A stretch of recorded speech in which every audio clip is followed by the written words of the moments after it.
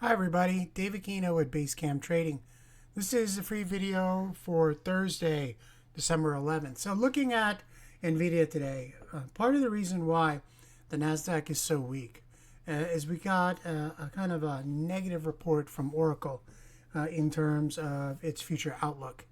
Now, Oracle is heavily invested in the AI space now, and it's transferring that negativity to other AI stocks. So first place you always look for is NVDA. NVIDIA clearly gapped down and a run lower.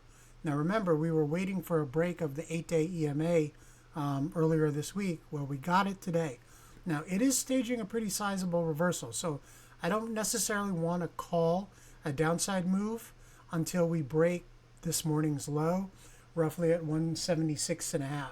But if you do that, the next target is 175 even, and then all the way down here to 170. Now, if we do break above, say, the 181, I think a move back up to 182 is in order. Now, that's a relatively small move, but we have downside momentum. So there's an opportunity to trade NVIDIA both to the upside and to the downside. We just want to see which way it breaks from here. Okay? Thanks a lot.